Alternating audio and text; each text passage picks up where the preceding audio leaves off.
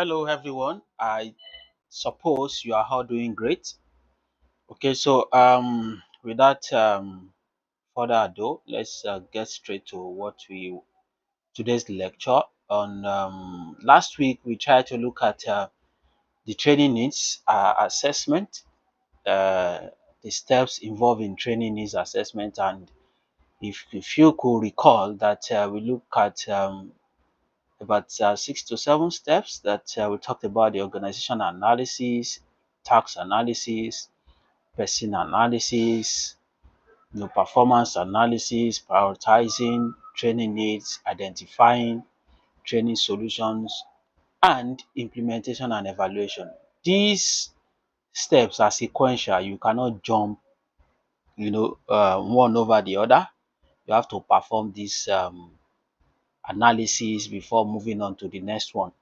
So today we'll be looking at data collection methods, and data collection is very critical and important when you are conducting training needs assessment, because those instruments you use to gather the data that you analyze. So if you are conducting task analysis, you are conducting performance analysis, organizational analysis, you are going to need this instrument to gather the data. So without this instrument, without this data collection tools, there's nothing to analyze. That's to tell you how important it is. So various methods can be used to gather this relevant data. So some of them include observations. You can either be there where you want to gather the data, observe what you are doing. However, prior to observing them, you must have seek their consent. They must know what you are there to do, even if within the organization and you are the boss, and you are sending out some people to conduct the analysis for you, to gather the data for you. They must be aware. You can't do that without their consent. That would be unethical. So observation requires that it can't be direct or indirect. You're observing what they're doing in their natural setting, or you're just there, you know, trying to get what they are doing without them being in their natural setting. Just observe and go. So it can either be structured using checklist, rating scales, or you want to be open-minded in that. That's the place of being direct or indirect. So you when it is direct, meaning in their natural setting, you do what they are doing. You are performing the task. You are performing the particular task. You perform the task with them. You see how they are, doing the hands-on training. You see how they are performing the hands-on task. You perform it with them. But indirectly, you're just there. If it is indirect, observation, you're just there seeing what they are doing without necessarily getting your hands into what they are doing. So that's very important. So then interview also is very important in method of data collection. So you can either do one-on-one interview with employees, supervisors, people that are directly involved. So it helps you to get in-depth information about the job tasks, the performance tasks, and potential training requirements. So just so you know that interview too can be structured, it can be semi-structured, and you can open it up. For me, I believe the best way is to open it up.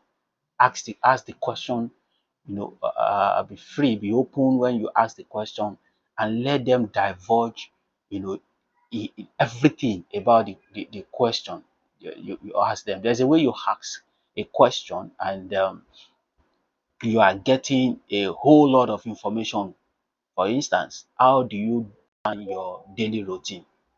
The person will tell you how he or she plans his daily routine, how you go about it step by step. It's different from what do you do early in the morning, in the afternoon, and at evening. So that one is more structured compared to how. You want to give me how everything about how you do how you perform miracles during the day.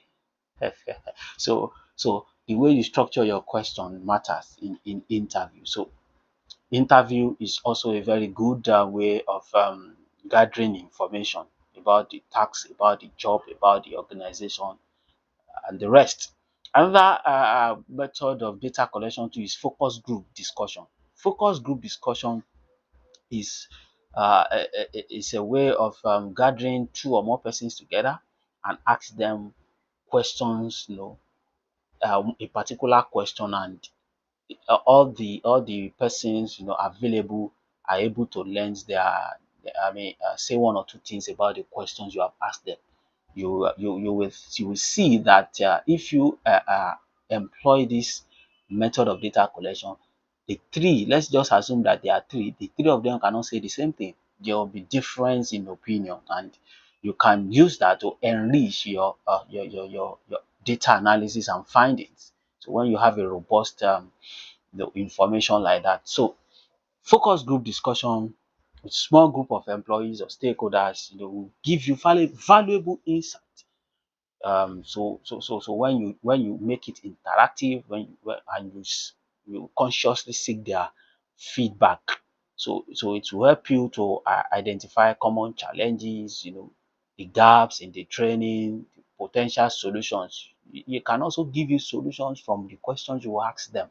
What do they think about this happening in the organization, and what could be the solutions from their own point of view?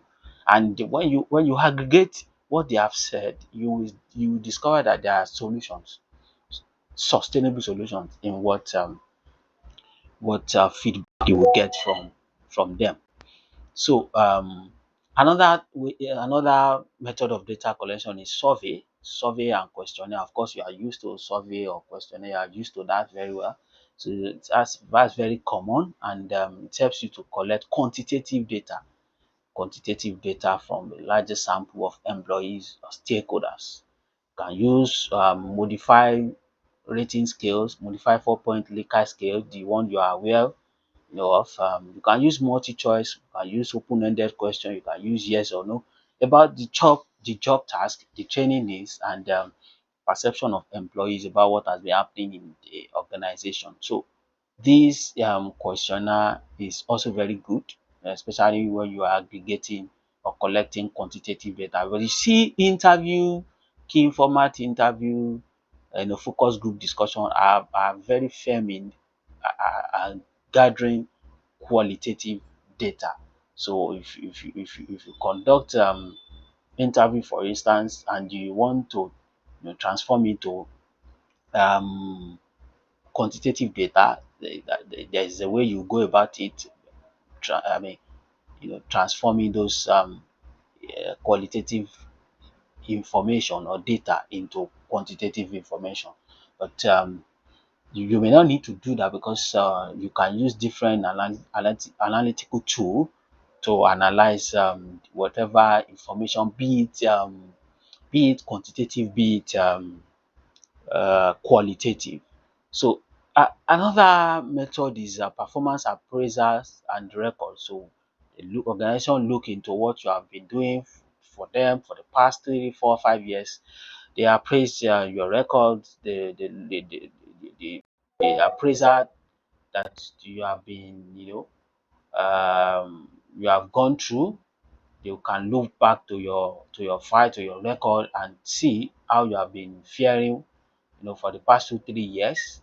So reviewing performance appraisal records, employees evaluation, job performance data can give someone insight about a particular employee and areas where this particular employee needs, intervention, needs support, you know, areas of job skill that is required. So the performance appraisal tools and records is a very good, collection tools to sieve out some of this information about individual employees. Another one is job analysis or task analysis. You are given particular task, and you are being monitored on how you perform this task. So through observation, they can see how you are performing this task, and they get substantial information about the skill required to perform the task, the capacity and abilities of employees with regards to job performance.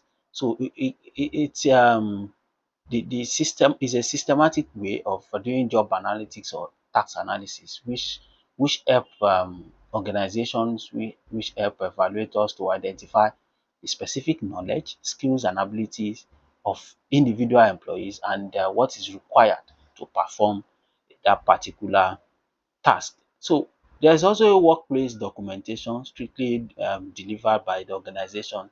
So as you go in, come out every day, you document your the that's about your punctuality, how you your disposition, your attitude to work and all that. So in organization they do have register, they do have some everyday documentation that they do. They can go back to that and use it and analyze some things, such as they can use it to review their policies, their regulations, if they have seen that employees are behaving a certain way, and how can they ameliorate those things. So workplace document is also a tool to gather such information. It will help to identify the knowledge and skills required for certain job as well, and need for training and clarification on some issues among employees, and even with regards to daily routines of organizations. So it's also can also help. Another tool for data collection is subject matters expert. They can consult, you know, consultant in a particular area. It could be in engineering, it could be in safety, it could be in production. So experienced employees, industry experts can help provide valuable insight to the critical knowledge, skills, competencies required to perform some certain jobs based on the experience, based on the relationship with the organizations and what he or she has observed, you know. So you can gather information from such experts. So it is important to know that you cannot dwell only on just one of these methods and see that you will gather robust information for analysis about probably about organization, about performance, about task. You can't. It is expedient that you diversify. You use combination of different methods of data collection to gather your information so that the robust analysis can be done. This could be a form of triangulation where you use one or more methods, such as combine interview with questionnaire. You can also use focus group discussion depending on what you are trying to unravel. So that's important to know. Now let's move to how to conduct training is uh, assessment in an organization, like a scenario. Let's look at this scenario. For instance, think about your company, your small company, your small business that you do. For instance, here is ABC Corporation, like a manufacturing company. You also put yourself in this shoe. You have a manufacturing company and you experience a high number of workplace accident and safety incident. You that you said you have a bakery, and in your organization, you discover that some employees do involve in accident, maybe machine, cutting of people hands and all that. There's always one form of accident or the other during production period. So you have observed that, and as a company, you need to find a lasting solution to that. So the company management team recognizes the need to improve workplace safety based on the happenings, and they have decided to conduct training needs assessment to identify potential gaps in employees' knowledge and skills as touching safety practices. You want to know, are they doing it deliberately?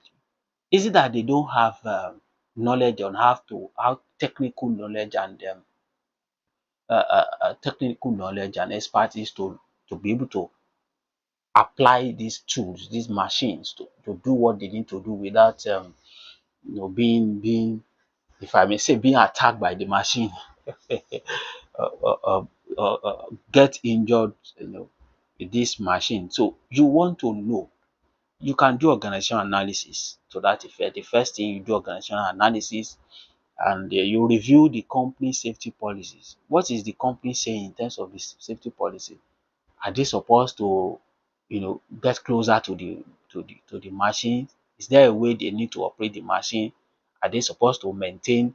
Is it in the company rules that they are supposed to maintain, five a very reasonable distance with the machine? Are they supposed to use remote?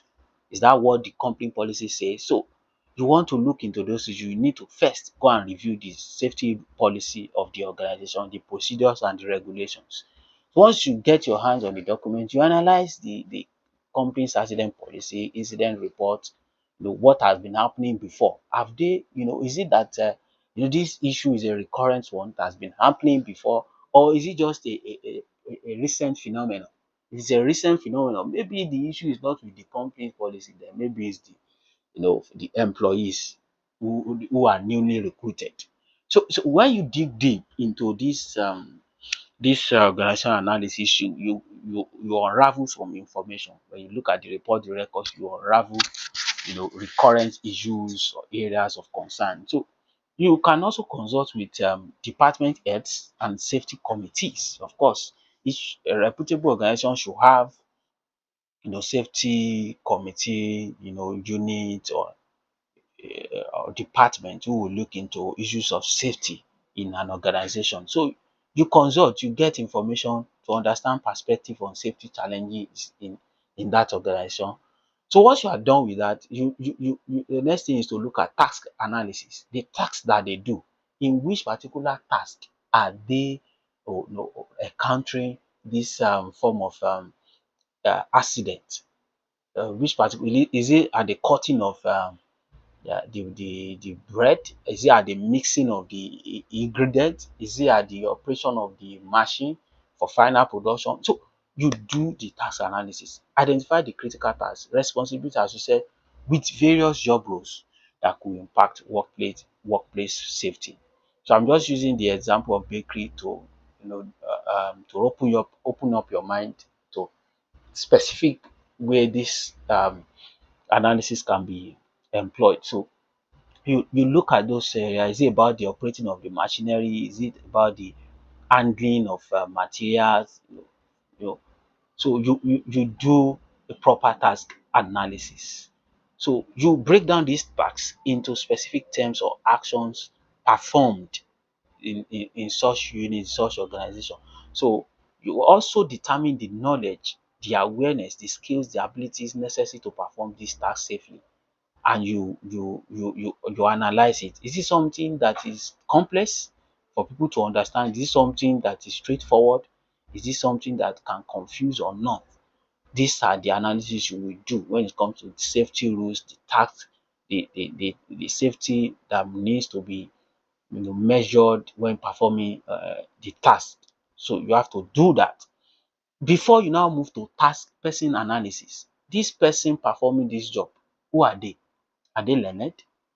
Are they what's their nature? Are they educated? Are they are they expert technically? Are they fit to operate the machine? So you are conducting person analysis in this regard. So you want to observe your employees performing some of these jobs, how they maintain safety, how they carry out the task, the knowledge, the skills in applying those to what they do. So you not stop there. After observing them, you also carry out surveys to determine their knowledge about what they do. So you want to gauge their understanding, you want to evaluate their understanding of the protocols and procedure they follow in the process of cutting of the baked flour, the mixing of the flour, the operating of the machine. You want to understand them. So you give them some pre-assessment evaluation. or you just evaluate them. You will not even be pre. You can do that when you are conducting training for them, or you want when you want to conduct training for them. So, but here you are still doing analysis to sieve out what the problem is, what actually is the problem. So you review, the training records of employee to identify gaps. Have they gone through this safety training before?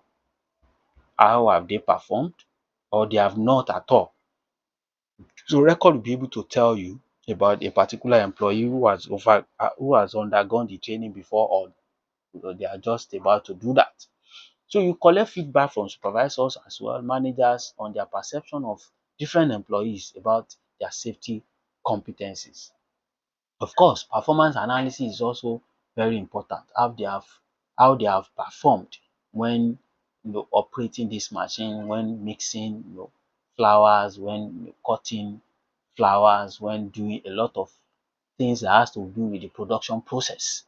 So you compare the data collected from the task analysis, the person analysis, to identify gaps between the desired and the actual levels of safety knowledge, skills, and behaviors. Very, very important. So what you have the data you have gathered from the task analysis, the person analysis, should help you to measure the performance over time, over the years of the different employees. So once you are able to do that analysis, you want to identify gaps in terms of their KSA, you want to identify gaps in terms of the understanding of what is required to perform the job, the technicality required to perform the job. So you want to do that under performance analysis. So once you're able to identify the potential gaps, and not the potential gap, the gaps, the main reasons, the main reason why they do what they do, why they involve in accident or they get injured, then you want to appropriate or prioritize the training needs. This is what is happening with them. This is what needs to be done. So you want to rank the identified training needs based on their criticality, based on their potential consequences. Those involving high risk, maybe with regards to operating the machine, that could be high risk, because any mistake will lead to a physical damage of such an employee. So if the gap has been in that area, if the problem has been in that area, then that means it's a high risk task. You know the type of training to conduct. But if it is just mixing of flour, for instance, then that's not high risk. Maybe they need to be more careful in how they mix, so that they don't go and pour too much of salt, too much of big flour, too much of, or do anything that may uh, affect the product. So you do all this, you identify these needs and see which areas that require urgent attention. So you go with that. So in achieving that, you also consult with stakeholders, safety committees, department heads, employee representative, to confirm what you have validated. That, I mean, they will validate what you have prioritized. So this is what you have observed. This is where you think this training should start. This area that is very risk, that is high risk for the employees. We need to focus there, our attention there, before we move to other segments where we normally have a minimal accident. So you let the committees know, and they will also validate what you have said based on their own experiences. So once you're able to prioritize, then you identify training solutions. What are the things you need to put together to make the training successful? Based on prioritized training needs, you develop training programs, of course, or interventions to be able to curtail such issues, accident in the organization. So you prioritize the training needs and develop what tailored training program. So you must consider these categories of employees. The problem with the low risk production line is different from the high risk production line. So you determine the particular one you are focusing on and the categories of employees that you want to focus on. Not all of them may need to be involved in nowadays. Those people that are dedicated to that to to performing those tasks, you will need more concentration on as touching the training. So you need to identify this important area and and deploy necessary facilities, necessary um,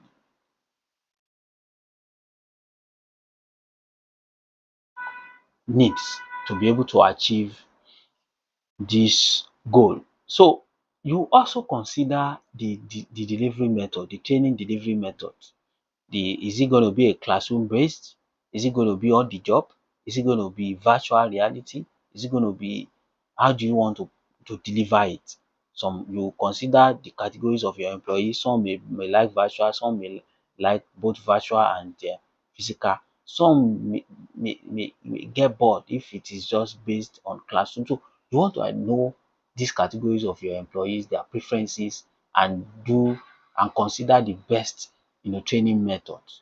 So for those who are involved in high risk in terms of machine operation, you might need physical and hands-on.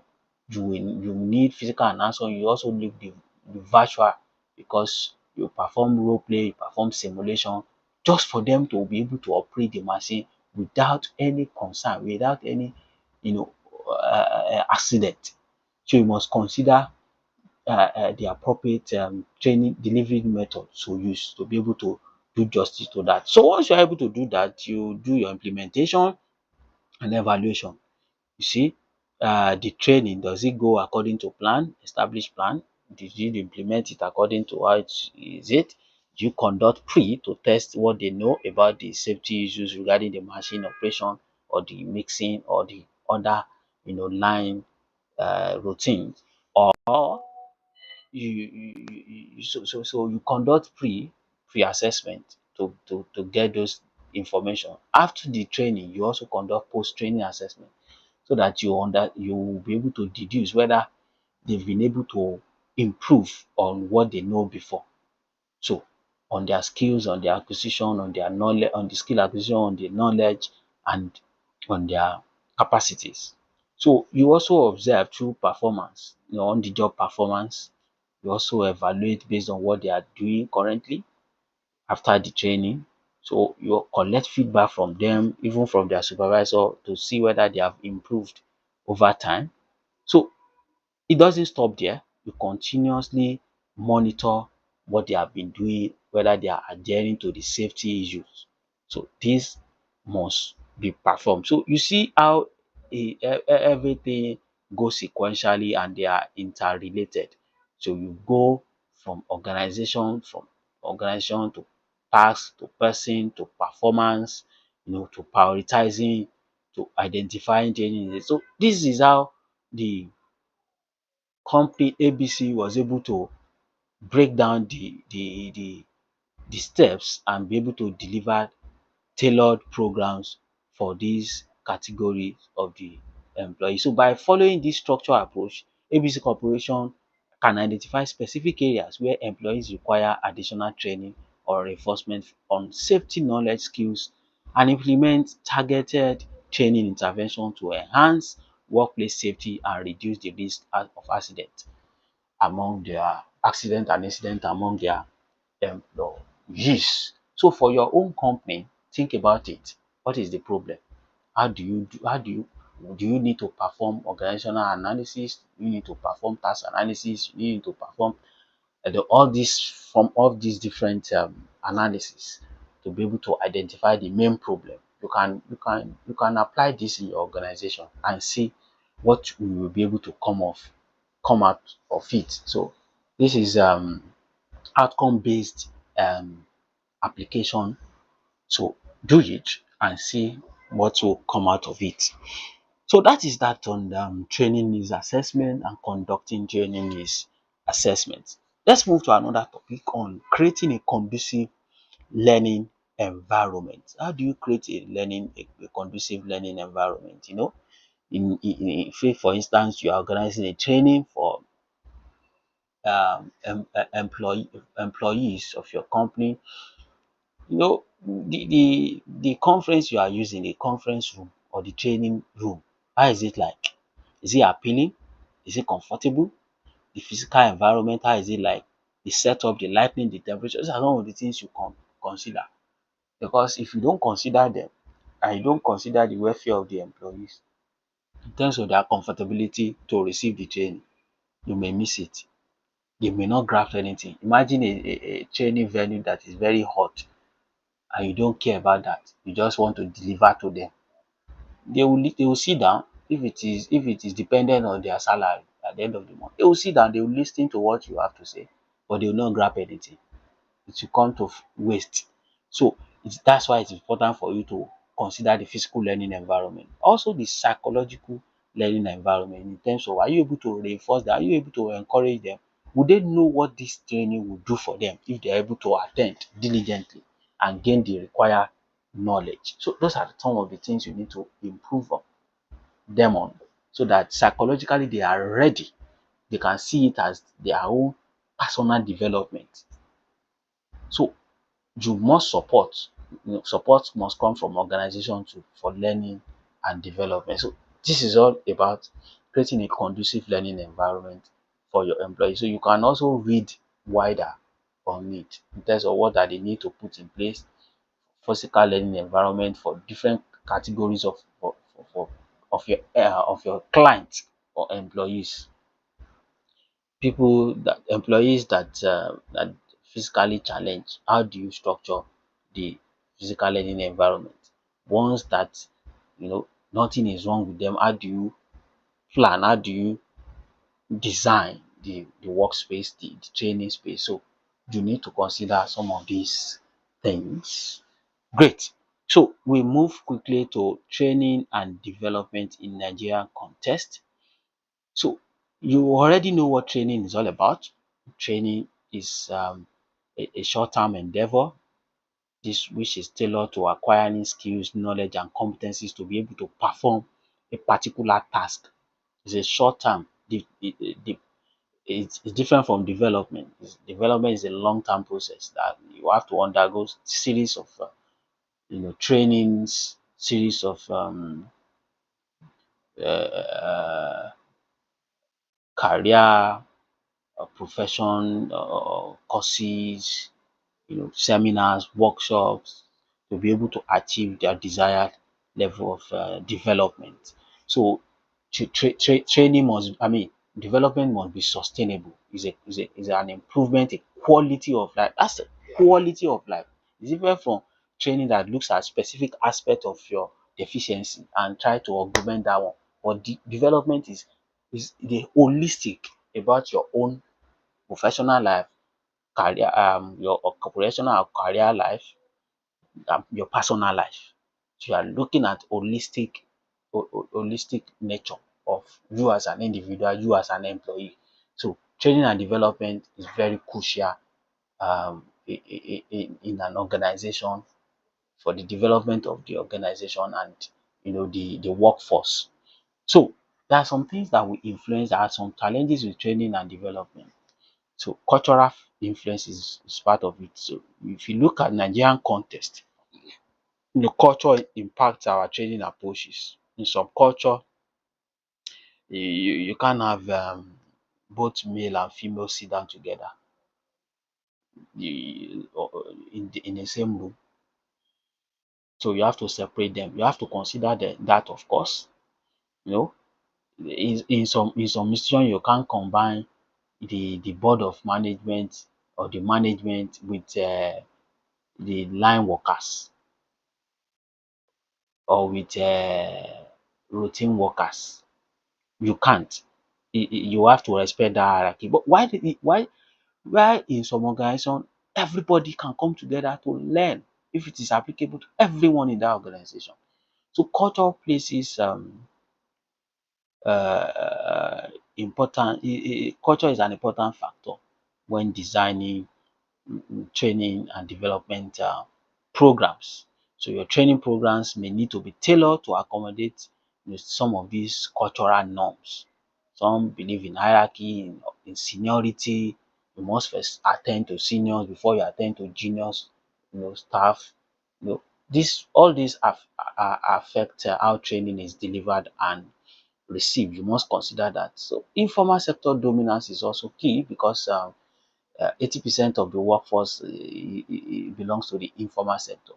They are the one that recruit them and work on daily basis. So you know that a large portion of Nigeria's economy is informal. So it's more of apprenticeship model and on the job. So you come, you do your work, you see what you're doing, you get remunerated, different from formal training program. So your training program must be targeted towards this large pool of workforce.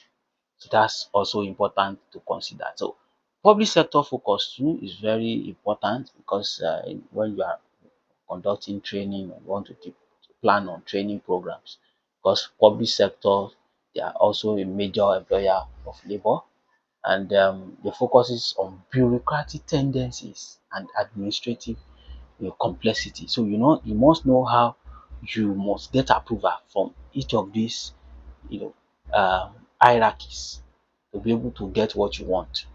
Private sector is also initiatives also there. The multinational companies, large corporations, in doing or conducting their training, implementation is key to them.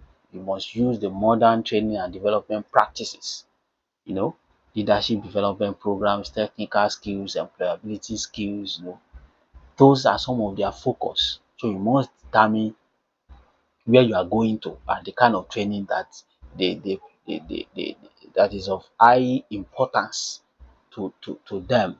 So to be able to determine the best approach to go about in your training endeavor. So you must consider that in training, the world of training and development. So what about our education system challenges? You must also look at that, and that's why majority of organizations, when they recruit, you have to go through their 6 month training program just to get you refined about what the job, the task you are supposed to do in that organization. They know the deficiency with our curricula, with our education system, and so to be able to balance that, once you are recruited, you have shown certain level of as a graduate, you have shown some certain level of competencies and certification. They recruit you and train you to become what they expect you to be for the organization. So TVET is also one of the avenue to train, and is also recognized, in addressing skill gaps in Nigeria, and so these companies also do TVET programs just to upskill their employees. You know, so this is also what you should look at in terms of training and development. Another area you should look at is technology adoption. Any organization that is not integrating technology in what they do cannot survive the test of time. They cannot remain competitive. They may not remain relevant because they are not integrating technology. So technology, e-learning platform must be developed, virtual platform must be developed, digital tools in training must also be acquired, to be able to meet up with the best practices in the world so that their employees too can stand out. So you must consider technology adoption. What about the regulatory environment? Whatever policy is coming from the government, the national, the regional level, locally, affect your businesses, affect what is expected to your employees to do. So you must consider that when developing training programs. Body like ITF, like MBTE, plays a major role in regulating and promoting training and development because they do their own research, they conduct survey and see what skill gap are and how to ameliorate that in the society. Content localization is also key.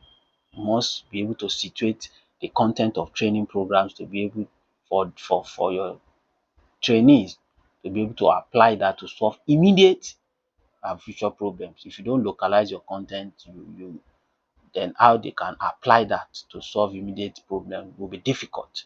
So you must develop training materials that are relevant to our context rather than relying on what is obtainable in the international scene.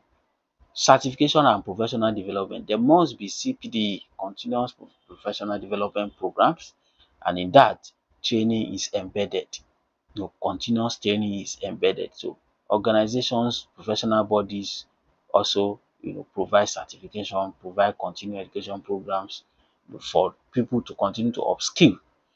And another area is entrepreneurship training, because companies now see the need to diversify, and that's where the concept of entrepreneurship comes into being. So with entrepreneurship, companies can diversify into different sector and diversify into different sector and create businesses, green businesses that will promote their existence and their competitiveness. So you see, these are, when it comes to training and development in Nigeria, these are some of the things to consider. And that's why I've just highlighted them for you to ponder on them. Also, gender consideration. You must consider the gender. There are some roles that are specifically dominated by female. They can perform excellently well. So you must look at those areas.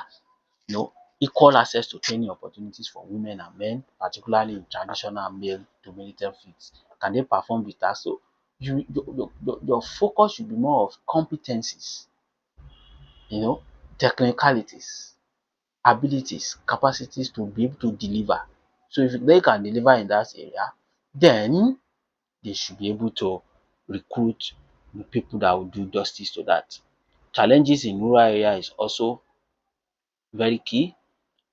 Training and development opportunities are often concentrated in urban areas, so there's need to shift attention to rural areas so that development can be even. So these are some of the issues, areas you need to look at when it comes to training and development. And we also have more on the challenges in terms of funding, in terms of infrastructural deficits, in terms of skills mismatch. And that's why organizations are also doing their own orientation and training programs. So brain drain is also key to challenges of training and development and organizational competitiveness, cultural barriers, lack of standardization, resistance to change. With all of these challenges, there are opportunities. Large young workforce, there's a pool of young workforce. We need to leverage on that. We need to leverage on technology, digitization, technology growth, adoption of AI. We need to also look at government initiatives that government have been focusing on skill development. Organization has also been focusing on skill development, diversifying into fintech, into AI instead of depending on oil. These are some of the prospects in training and development. With training and development, we can get to acquire some of these skills. Our workforce can acquire some of these skills. Large pool of talent can develop them to be able to meet present and future uh, uh, innovations and businesses. So awareness of skill importance must also be promoted. So we're going to stop here. So if you have any question, you can drop in the comment section. So next class, we'll look at cultural consideration and diversity in implications in training and development. And there are things that you should be able to get familiar with them and be able to pencil them down. And you can look at that. You can just talk on it. Then apart from that, we look at best practices. Okay, it's part of the point. Then maybe case study and best practice from Nigerian organizations, where we look at the organizations who have prioritized training and development to develop their employees and even the community members within the area they operate. Dangote, Access Bank, MTN, Zenith Bank. So these are just the organizations that are doing well in, you know, in promoting training and development in all forms. Thank you for your attention.